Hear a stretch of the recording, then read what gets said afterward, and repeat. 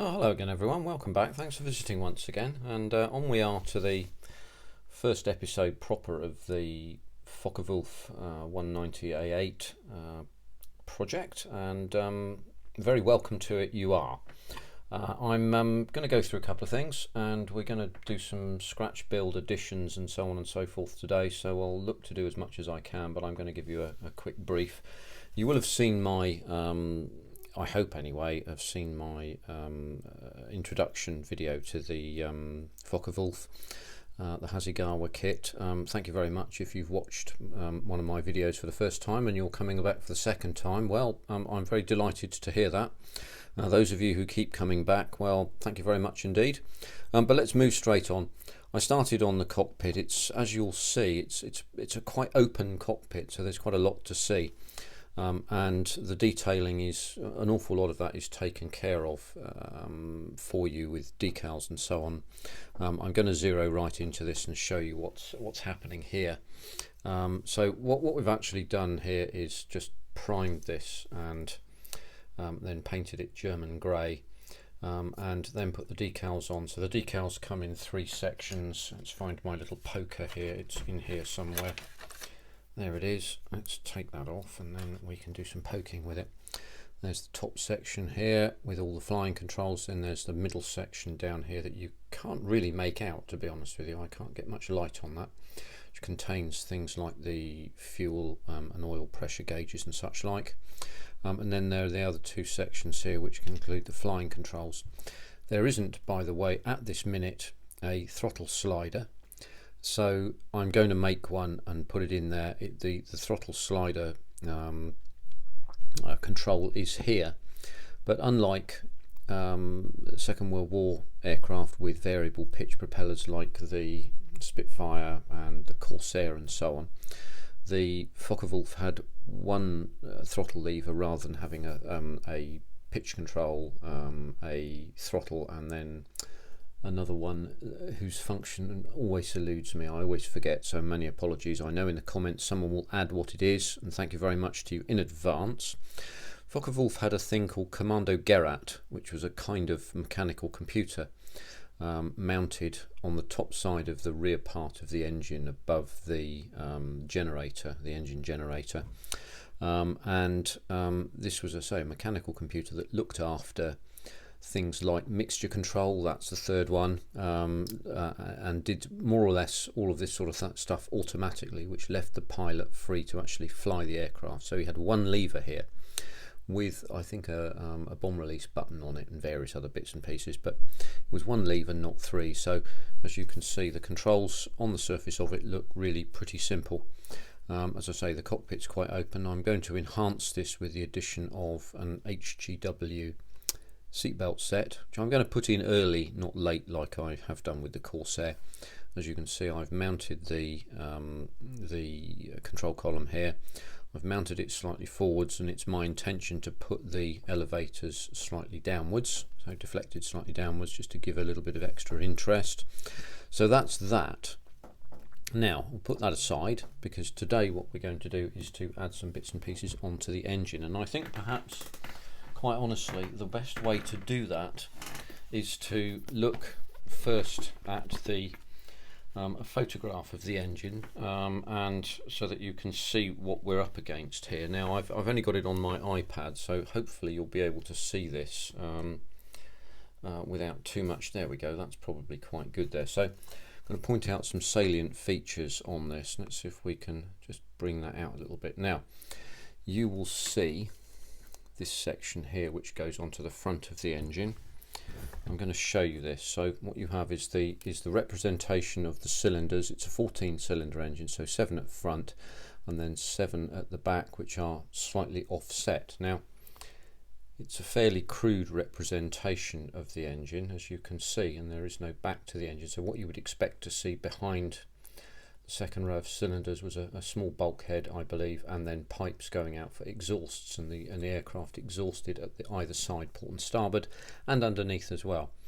And then behind that, then you had various generator tappings and so on that took their tappings from the shaft of the engine. In front of this, then you had, in the introductory video that I did, this thing, which I presume to be distributor leads, and I was, as you will know, wrong. Now that's not what they are. What they actually are is connection rods, and they sit in after this fashion. Let's just see if we can get that in there. There you go. And they sit up to each side of the cylinders here. You can't do it with the rear one. Of course, if you make something like a 132 scale Corsair, for example, the Pratt & Whitney double wasp is assembled in 2 sections so that you can start to put this sort of detail in. So these are, I think, con rods, but the first thing we can do is we can say to ourselves, right, let's take a look at this picture here, and we can have a look at in some detail at these con rods. And you can see these con rods. Let's open that up again. And they're just, if I point in there, just going up to there, and there's a connection rod that goes across here, as you can see. So this shows us where we have to do some detailing. And what I'm also going to try and do, sorry about that light shining down, that's my magnifying glass light that you can see there. So I'm also going to try and put these distributor cables in, because as you can see, on the BMW 801 engine, what you had was 2 sparking plugs coming into either side of the engine. On the Pratt & Whitney double wasp, then you'd have 1 sparking plug at the front and 1 at the rear for each cylinder. So that'd be 18 cylinders. It's 14 in the case of this. The next thing that you can see here is the distributor ring here, and that sits just outboard of the final drive. So what we'll do then, we'll just back out a little bit, and this gives you a little bit more to see there. I'm going to back out on that too, so it gives you some more detail. So you can see the distributor ring going up as it does towards the distributor there, and then there's some cabling that will go in here, so we can detail that in coming out of the side of the distributor there. And then the final drive, and then the fan here you can see, which sits just inside the annular ring of the oil cooler, which is at the very front of the aircraft, and then the final drive shaft for the propeller. So we know approximately what sort of detail we're going to add from this. We also know that this detail just here, which is this cross rod here, I don't know what it does, and please tell me in the comments. There'll be some experts out there. I'm always trying to be more expert myself. We know that that is approximately the same diameter as this, so we could use approximately similar sized components, and we would paint them different colours and so on. So we can start to think about adding in those, and that's what I'm going to do to begin with these cross rods here, and then we'll put those onto the engine, and then after that we can start to look at putting cables in.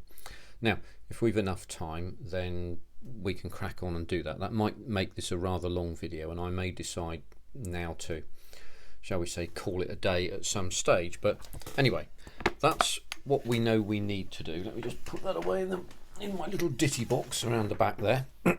So once we get that bit on, we can then start to think about putting the final drive on, and that sits on there like that. So you can see the distributor here. There's another little Johnson here and a third little Johnson there, which hide away some of these things, and that sits on, I think, at approximately that sort of orientation. So as you can see, there isn't really an obvious ring for the distributor cables. Now if I look at this quite carefully, that looks like it might be, but it looks like it's connected to the final drive of the final drive casing. So I've been concerned in recent past about whether this actually represents something I want to put cabling into. And I thought, since the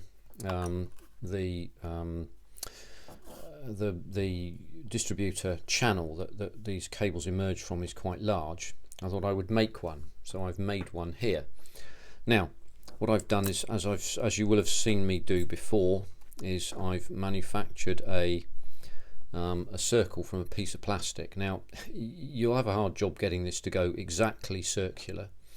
I did this a couple of days ago. So again, what you do with this is you start off with this is 0.9mm, I think, or 0.8mm polystyrene. With this, you need really, really hot water, just off boiled, and you poke your bit of plastic into this boiling water, And whilst it's really soft, leave it in for 15 seconds or so. Whilst it's really soft, then what you can do is grab both ends of this, and you've got something that might be, I don't know, 7 or 8 inches long, you know, whatever, that sort of width long, and you're looking to twist in the middle.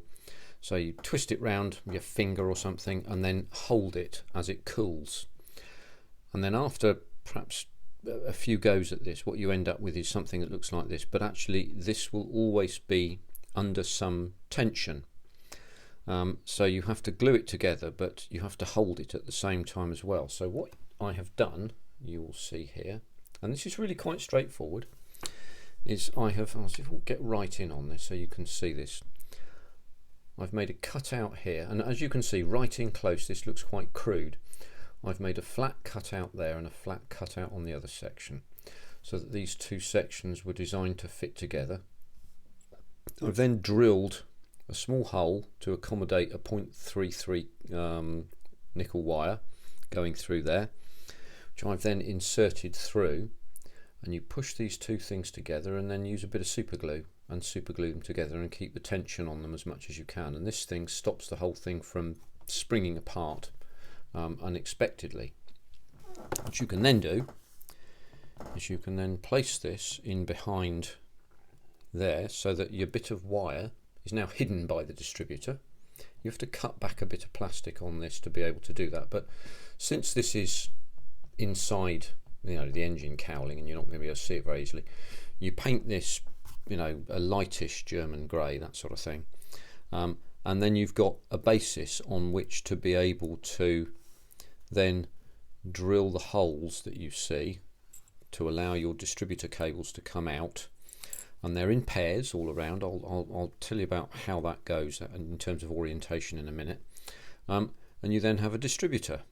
So that then all sits together in this cowling assembly here, and this fan then goes onto the top of it. So what you end up with is something that looks like that, and that annular ring sits on the front of the cowling just there like that, and that sits through there like that. So we're going to have to use a little bit of imagination here whilst I throw components on the floor and such like. So that sits right up through there, but as you can see, you can't see very much through that, but you will be able to see some detail.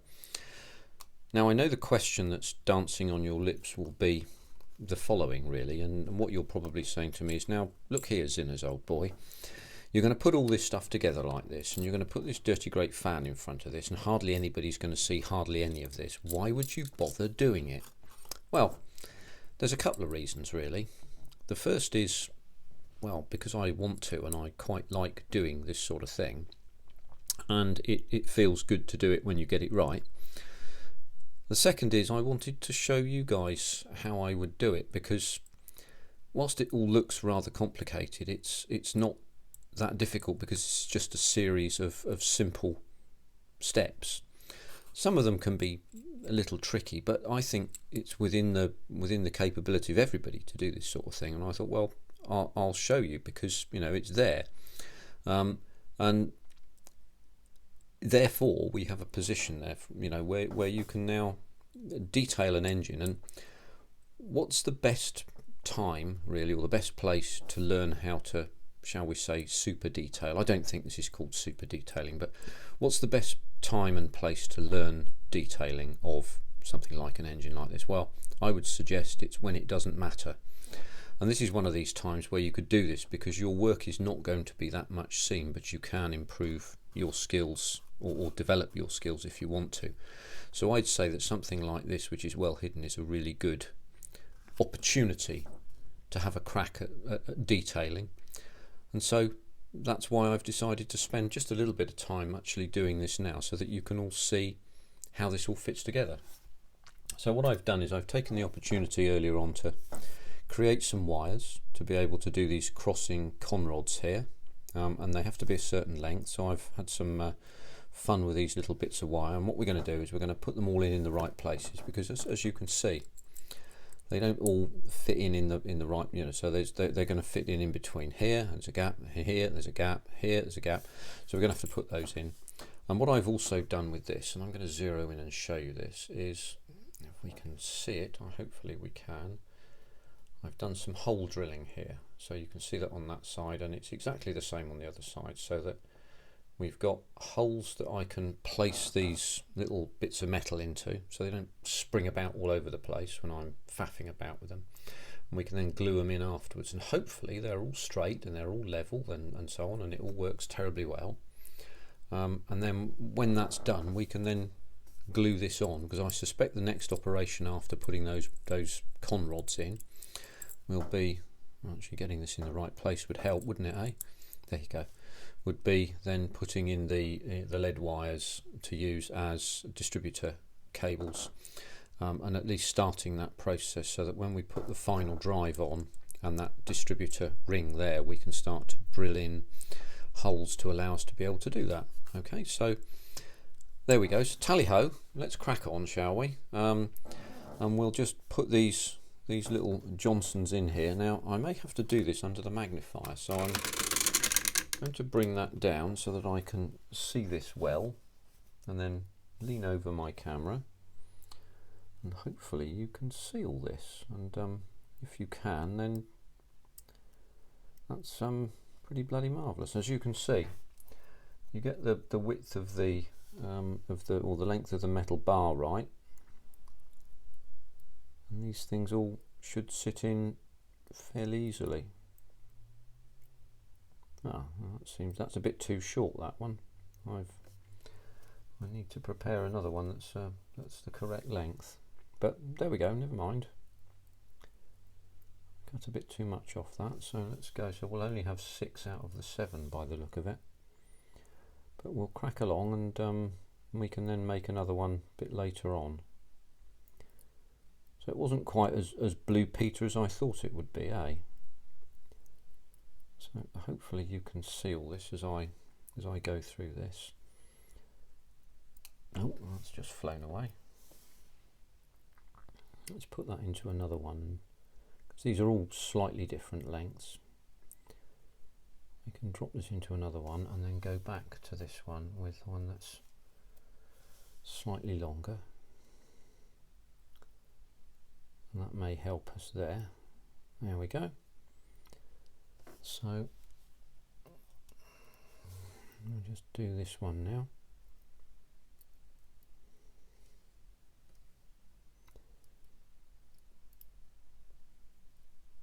One side and then the other.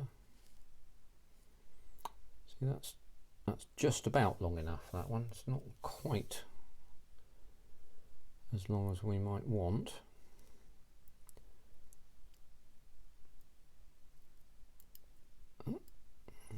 One,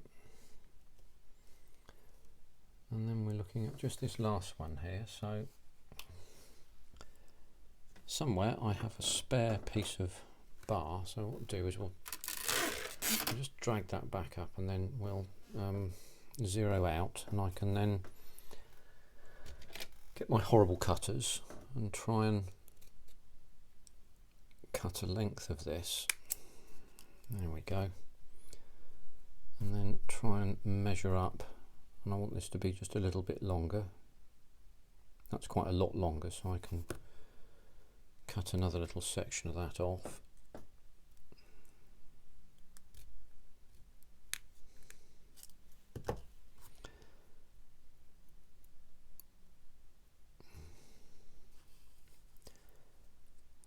I'll be very careful with this now, because I don't want to make a nonsense of this whilst I've just got myself there. It's not quite in where it needs to be. Oh, I know why that is. You can probably see quite a big burr there, so we'll gently put that down, and I'm just going to sand off that burr with a metal file. A flat metal file, and just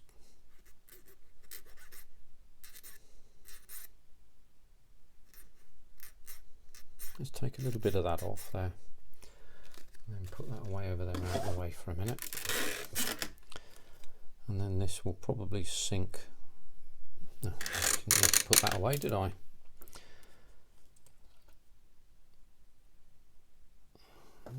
sink into the little hole I've prepared for it. There we go. So let's pull our light back up and then zero in, and you can see exactly where we are then. So what we now have is a set of crossbars here. One of them's slightly out, as you can see, that one there. That was the first one I did, and then I improved after this. So hopefully that's the one that we don't see, but never mind if we do. So what we'll do now is I'm going to start to handle this with tweezers now, because until this is glued in, these things are likely to fly off at any minute. So I'm going to put that gently down there, and then we'll get our special glue dipper out and get some super glue and start to glue that in. Just get that sorted there, and then we can pick that up, and then use a bit of capillary action to get some super glue into these joints here. Oh, see how that popped out.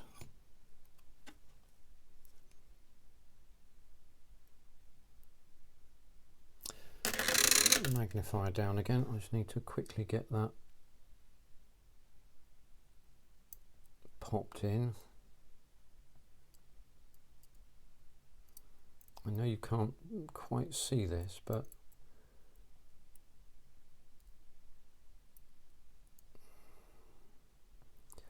there we go. Just pull that back up again and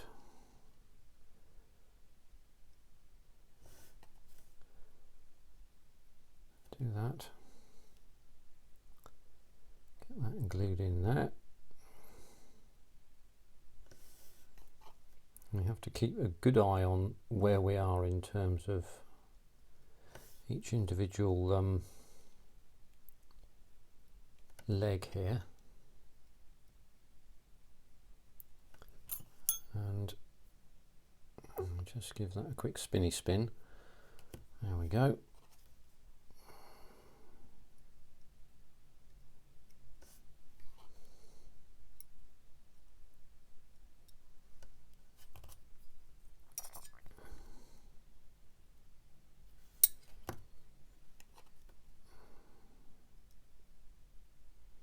Now, of course, if we had two halves to this engine, which we don't have here, we'd be doing this whole operation twice.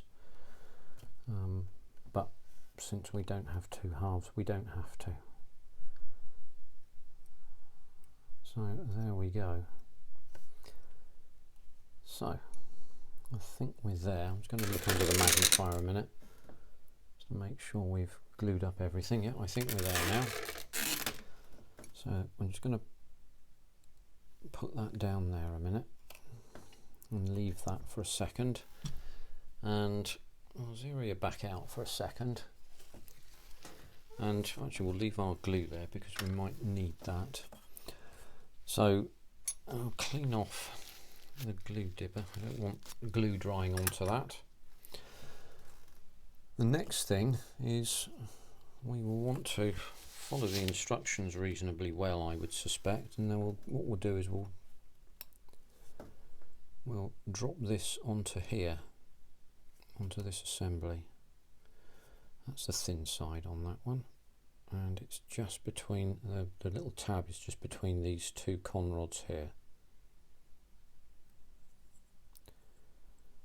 There's the thin side there. I see that's slipped right in there, so what we can now see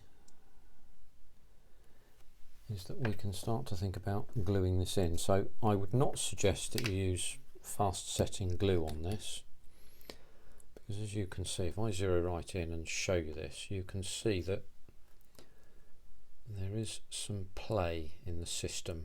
Not a lot, but some. So we want to get this fairly well set up if we can.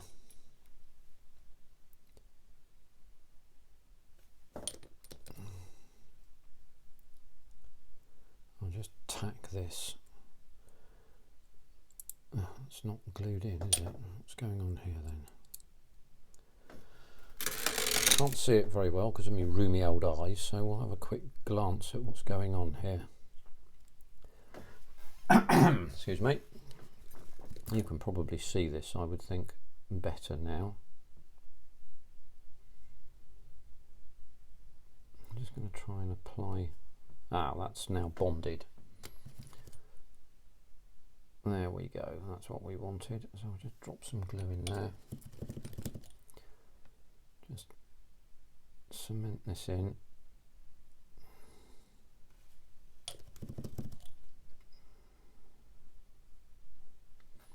Nice and carefully. Is that focused? I hope it is. I only know this after I finish the job, as it were. So there we have that side of things. And our next job is to look at how we're going to get this in. I mean, it should be fairly straightforward, to be honest with you. And get the final drive in. Do it on camera so that you can see it, eh? In fact, I'll tell you what, I'll do it again so that you can actually see it. So it's our distribution ring. We're going to have to fashion something to go in there, a little tube to go in there, but we'll come to that in a second. And I'll see if we can look at that. We got that straight positioned on there, and then we have to look at a way of bonding that in.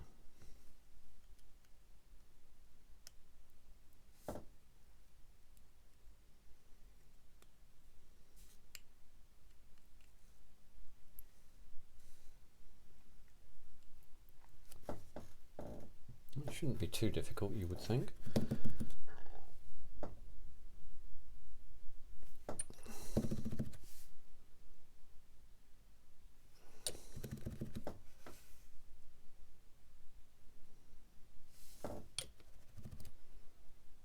So we're going to have to come in through the back of that to be able to get that final drive ring bonded in.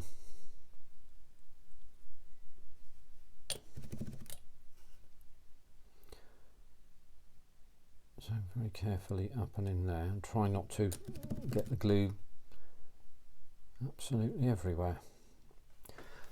Excuse me. Oh, see how much that glue dripped. Luckily it didn't drip on anything plastic, eh?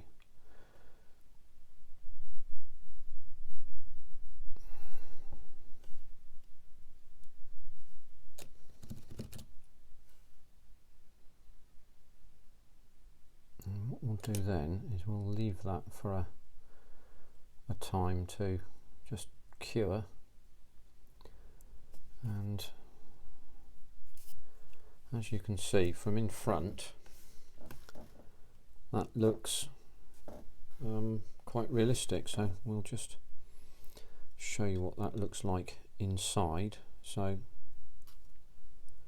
going to be very careful with these con rods at the end because they may not fully have dried yet, so we'll just, can we use that? Yes, in fact they're still a bit wet actually as it goes. So what we'll do is we'll very carefully just deposit that into there. There we go. So that sits in there like that. This is the other side of it that sits in there like that. That fan sits in there like that. And then the annular ring, which you will remember is the oil cooler, sits into there thusly. So as you can see, you can't actually see very much, but you will be able to see something because the detailing should shine forth with any luck. So there you go. So some operations to perform here, and hopefully I get all this apart without completely ruining it. There we go, all good. So just a few detailing operations there that you can see. The next step will be drilling out the holes for the distributor cables, some of which aren't going to be very long, as you can see. Some will be slightly longer, and I'll drop those in, and I won't do them all on camera. I may do one or two or something like that on camera to show you, but I'm not going to do them today because we're at 30.5 minutes now. But it shows you ultra detailing. I call it ultra detailing. Look, someone else can decide what to call it. If they think it's super detailing, then great. It's just something that I do and I like to do, to add in. But when do you do it? When you want to learn it, you do it when it doesn't matter. And you can get this wrong, and no one will really notice, but you may have learnt something. Hopefully you've learnt something from what I've done today. That would be my desire. We'll hope to bump into you all again. For all of those of you who came to see me for the first time, thanks very much, and thanks for coming for the second time, or the third or fourth time, whatever it is that you've all done. Those of you who've subscribed, I'm very grateful to you. Thanks very much. It's a real pleasure to be told that something I do is interesting, and I'm always very pleased when that happens. I'm just doing this for fun, really, because it's great fun to do and to talk you through what I'm doing and what I'm thinking about as I'm doing it. Some of you have been kind enough to tell me that's a kind of useful thing to do. So you know, I'm pleased, and I will continue to do that. But in the meantime, keep on modelling, everyone, and thanks very much for your time today. And I'll see you on the next one. Take care for now. Bye bye.